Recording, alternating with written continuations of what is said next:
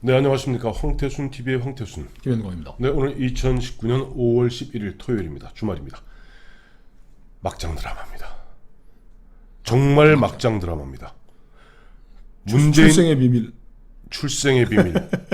그리고 얽히고 설킨 막장 드라마가 남맥. 문재인 정부에서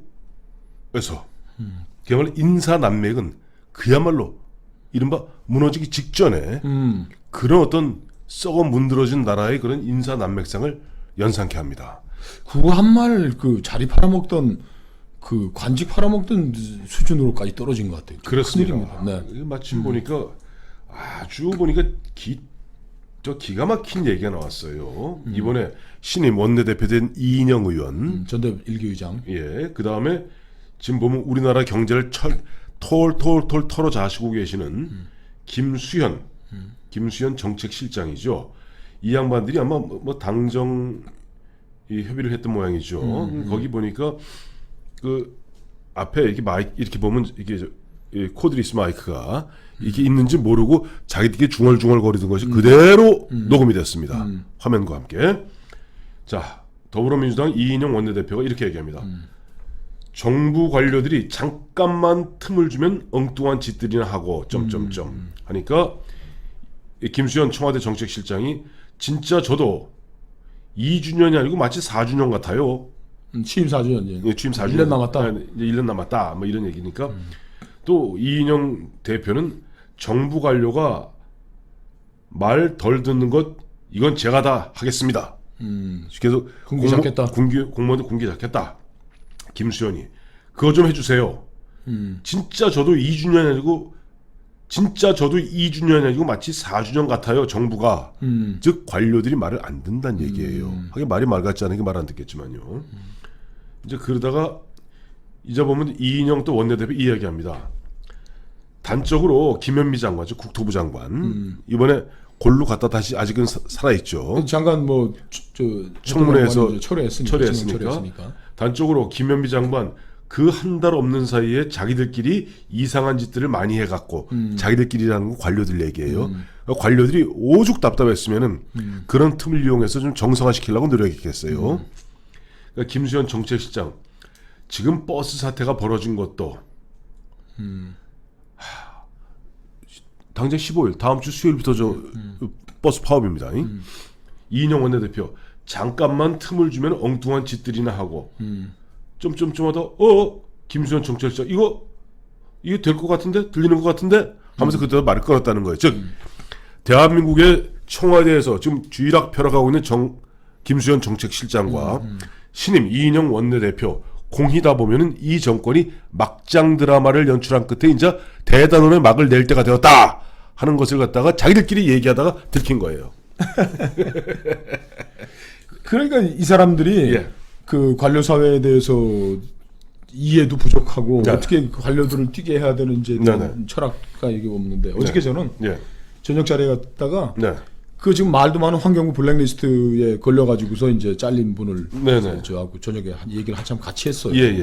그냥 뭐 환경부에 뭐 한국 환경공단을 비롯해서 여러 이제 산하 단체들이 있는데 그 중에 뭐 감사 이사장 정도 되는 자리가 한 10개쯤 되는데 그 중에 한 분이에요. 이분은 뭐 누구라고 자꾸 얘기하면 찾아서 괴롭히지 않기를 바랍니다. 근데 그 전통적인 이제 환경 전문가고 해서 이제 쭉 해오다가 그 공무원 생활 해오다가 뭐 박근혜 정부에서 이제 도장을 받아가지고 와서 너는 박근혜 적폐니까 그럼 자기는 뭐 어느 정권에 뭐 속해본 적이 없는 사람인데 그냥 전문 관료인 건데 전문 관료 그러면서 하여간 뭐 이리저리 이리저리 밀리고 뭐 땡기고 하다가서 사표 냈는데도 또 후임도 못 찾아가지고서 뒤죽박죽 싸우다가 해서 뭐 이렇게 있다가 어떻게 나왔다 그러시더라고. 뭐 자꾸 구체적으로 얘기하면 또 그 양반 해보지 않을 것 같아요. 그러면서 그 양반이 이렇게 얘기를 하더라고요.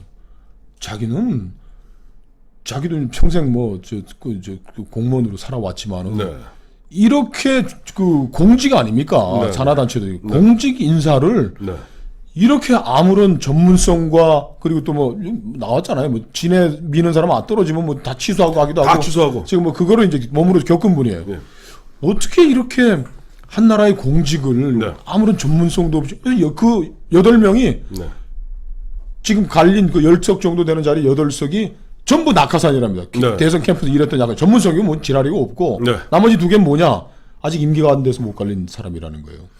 그러니까 이 관료들과 이 정부에서 일해왔던 관변에서 일해왔던 전문 테크노크라트들은 이 인사 난맥에 대해서 진짜 절망감을 느끼는 거예요. 아니 아까 말씀하셨잖아요. 정권 끝날 무렵 되면은 5년 대통령 되니까 이런 경우가 있어요. 뭐 MB 정부 때나 뭐 네. 때나 야씨 무슨 대선 캠프 때부터 일해갖고 했는데 말이야 정권 내내 자리 하나 안 주냐 그러면 뭐 뒤에 짜투리로 뭐 6개월 남고 뭐 이러고 하려면 좀 밀어줘서 좀 약간 보온해주는 그런 건데 처음 시작하자마자 옛날 정권들이 막장에 하던 식으로 인사를 다 해왔다는 거예요.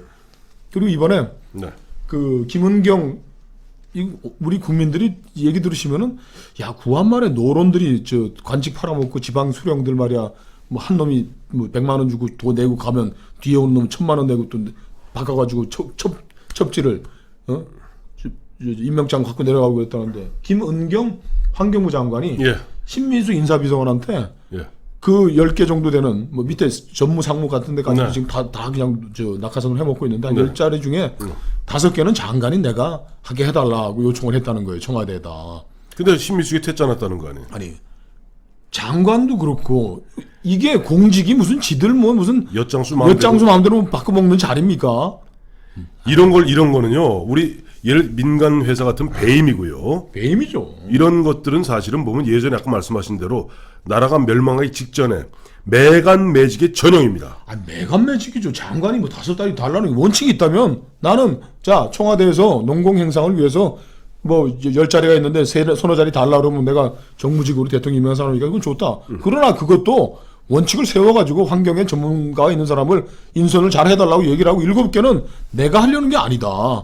이 환경 전문 분야에 있는 사람들을 기용해가지고 우리 환경 행정을 네.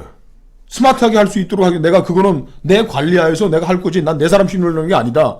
이게 아니고 신비서관 장관 내가 그래 장관 가오가 있지 그래 5개는 줘야지 내가 애들 내 새끼도 좀 챙기고 이런 얘기를 수근수근 했다라는 게 으이그 내가 진짜 화가 나는 게 아까 구한말 말씀하셨잖아요. 그러니까요. 구한말에 그 부정부패 매간 매직의 최정점에 누가 있는지 아시죠? 누가 있어? 고종이 있었습니다. 민비와 고종이 있었어. 고종과 민비 이 사람들이 그야말로 고종과 민비 또 민씨 일가들이 그 벼슬자리 팔아먹고 그 팔아먹은 요즘 말하면 장관은 밑에 저 과장급들 저 지방 행정관 나가는 사또 첩지 팔아먹고 그리고 국민들 민중 스타를 했는데 그 정점에는 고종이 있었던 것이고요. 저 정권을 5년마다 이기는 사람이 뭐 네. 찾아가서 뭐 인사도 하고 자기가 인사권자라고 하지만은 네. 대한민국의 대통령은 대한민국이라는 수준의 국격에 맞는 인사 시스템이 정부와 산하기구에서 돌아갈 수 있도록 관리하는 선의의 관리자가 돼야 되는 것이지 내가 대통령 됐으니까 뭐 정부 창창하는 내 마음대로 저 산하기구 뭐 이사장 감사 내 마음대로 하는 게 아니에요. 근데 그 문재인 대통령의 정치적인 뭐 형님인지 스승인지 모르는 노무현 대통령이 네. 2004년 장성 인사안을 들고 국방장관하고 남재준 육군참모총장이 찾아와서 사인을 하라고 그런 거예요. 그랬더니 노무현 대통령이 얼마나 또 소탈한 사람이에요. 그렇죠. 야, 내가 국군 통수권자라며. 내가 국군 통수권자인데 니들이 다 만든 거에 대해 사인만 하면은 이게 당신들이 한 인사지. 이게 내가 무슨 이게 왜 내 인사냐. 오후에 이제 가서 하고 저녁쯤에 발표하려고 그랬더니 노무현 대통령이 딱 그러더라고요. 인사권자인 내가 인사권을 행사를 해야지. 니들이 야 당신 장관하고 총장 내가 임명한 사람인데 니들이 다 해가지고 나는 사인만 하라고 그러면 내가 무슨 인사권자고 대판 싸웠대요. 그 남재준 장관이 남재준 장군. 남재준 육군참모총장 설득. 그게 아닙니다. 군에서 가장 뛰어난 사람이 네. 가장 좋은 자리에 가서 이 군이 시스템으로 잘 굴러갈 수 있는 사람들을 발탁하고 기용하는 것이 대통령의 인사권을 행사하시는 것이지 대통령이 아는 사람 뭐 김현광 대령 어디서 뭐 어디야 김해에서 어디서 만나서 어렸을 때 뭐 형님 동생 했다고 넣어주고 이게 아닙니다. 그러고 했더니 노무현 대통령이 막판에 밤 12시 넘어가고서 오케이 당신들 말이 맞다. 그게 내가 인사권을 제대로 행사하는 거죠. 그래서 밤늦게 그대로 가져온 안에다가 사인을 했다는 거 아니에요. 그 말씀하시니까 또 생각나는 게 있어요. 제가 이제 남재준 전 육군 참모총장 나중에 보면은 처음에 저 박근혜 정부에서 초대 이제 국정원장 되지 않습니까?